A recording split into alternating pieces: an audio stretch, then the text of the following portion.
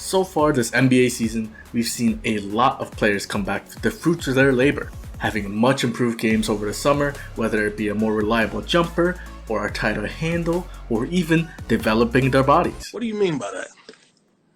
With so many candidates for the Most Improved Player award this year, I wanted to take a deeper look into who really are having breakthrough seasons.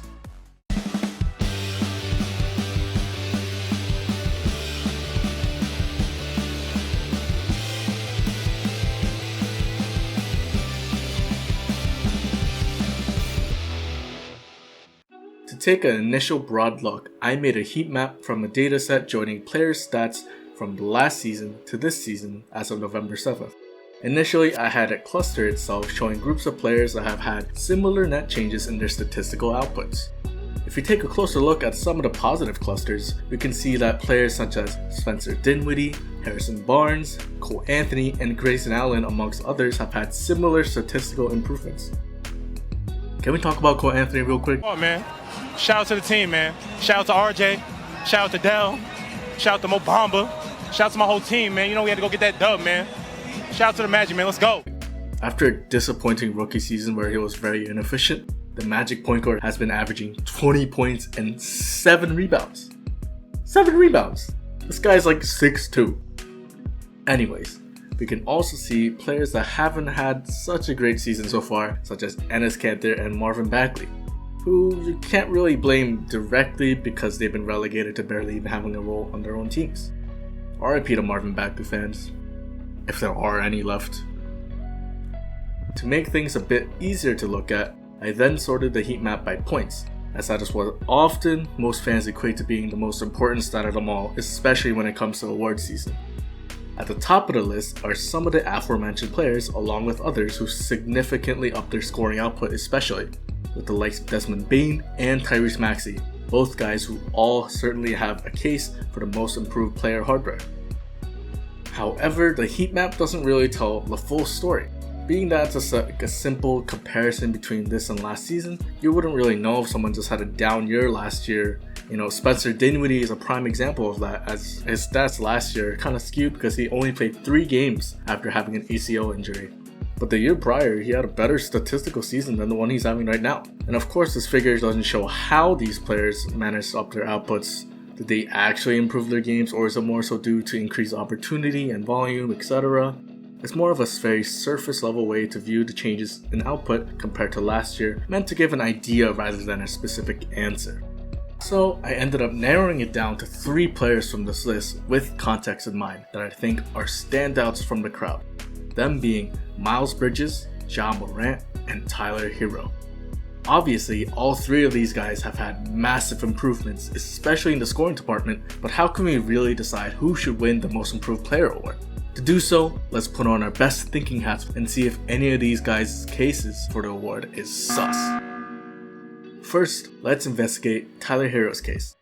From the surface level view of comparing this current season to last season, everything checks out.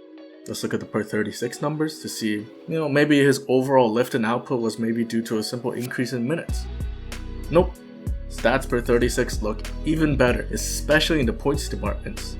Herro has only averaged about a minute more compared to last season, and he's actually been the Miami Heat's leading scorer as their 6th man, averaging just over 20 points with a significant increase in both volume and efficiency from 3, which is even more impressive considering more than half of his 3s are coming off of pull-up 3s. His progress thus far this season has actually aligned pretty well with his growth trajectory over his career, but his improvement feels a lot more impactful than just a simple progression. And why is that? I think it's mainly due to the contrast between his electric performance in the bubble playoffs and just his rookie year versus his struggles in this most recent postseason. We last saw him just averaging 9 points in the Miami Heat's first round exit, which could explain why his improvement feels even better than it already is. And the award is always about narratives. Tyler Herro certainly has a strong case for the MIP, but I think he barely misses the mark due to the next guy.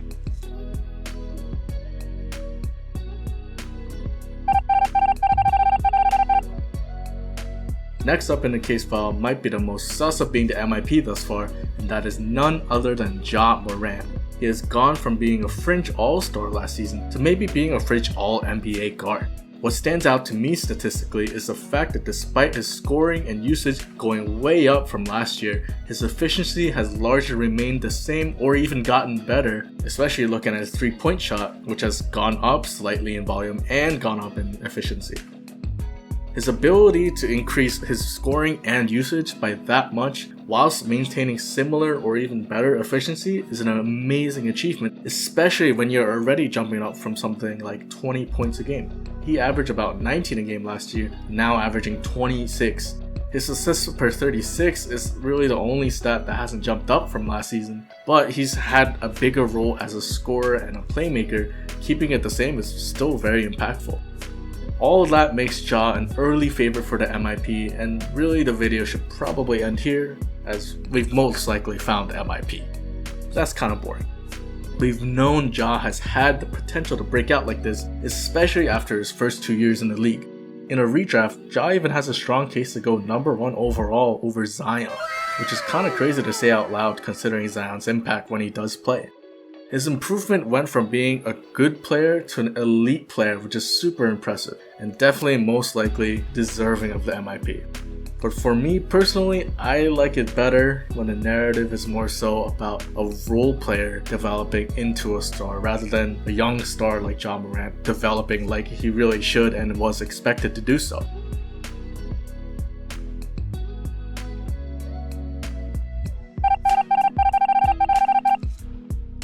And for that, we have our last case, Miles Bridges. The tweener forward out of Michigan State has transformed his game so far this season, breaking out from a role player that would occasionally get on SportsCenter top plays to a bona fide star, seeing his scoring average jump from 12.7 to about 22 points a game. That's nearly a 10-point jump. Similar to Ja, Bridges has seen his usage jump way up this season, the main difference being that Ja was already the main focus of his offense of the Grizzlies, while Bridges was just a role player supporting LaMelo Ball, Terry Rozier, and Gordon Hayward. Now, Miles Bridges has become the go-to scorer for the Hornets, leading this team in scoring. Bridges is my pick for the MIP, considering his jump in role. That being said, let's take a deeper look as to how and why the Hornets forward has made his name known thus far. What initially jumps out at me statistically is the increase in volume of their 3-point shooting, which is a pretty common trend amongst all these guys. He has gone from taking 4.4 threes a game to 7.7 despite not being considered a dead-eye shooter. And the statistics show that his 3-point percentage has gone down as a result of that. So why is he taking more? Well, let's look into the numbers a little bit more. First, let's take a look at the type of threes that Miles has actually been taking. Looking at this graph, you can see that he has been taking a lot more pull-up threes this past season. Last season, he shot pull-up threes at about a third of the rate that he took catch-and-shoot threes. This year, he has been shooting even more pull-ups than set shots, despite his catch-and-shoot efficiency still being great, sitting around 41%. While he certainly looks more comfortable taking the pull-ups, his efficiency has been tanked due to him shooting about 28% on pull-up threes. From this data, we can see that Bridges' shooting ability has not exactly gotten worse like one would think, looking just at the surface level stats, but instead it's down due to shot selection, which is probably due to his increased role as a playmaker and a scorer for this offense. But seeing that he shot 43% on those same pull-up threes last season, there's no reason to not believe his pull-up and his overall 3-point efficiency will come back up throughout the season. The other major jump is his team and coaching staff's confidence in his ability to abuse mismatches and isolations. What originally was a label for failure back in like the 2010s era, Bridges being a tweener forward is now a strength. With his build and athleticism measuring at about 6'7" and 230 pounds, Bridges is simply too strong for wings and too quick for bigs to guard. This reflects in his ISO numbers, in which plays called for him has nearly tripled from last year, resulting in him either getting a foul or scoring on just over 60% of his ISOs. The confidence in Bridges' ability to score is probably best reflected in his minutes, with him jumping from 4th on the team to 1st on the team this year. His coaches trust him, his teammates trust him, and I trust him. He's my pick for the MIP this season, and he should be yours as well.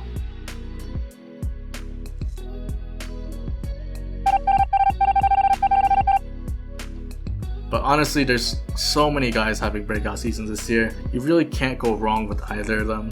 Probably the safest bet is Ja, but if you want to try to make some money, Miles Bridges might be a good case. Thank you guys for watching, and please like and subscribe. Haha.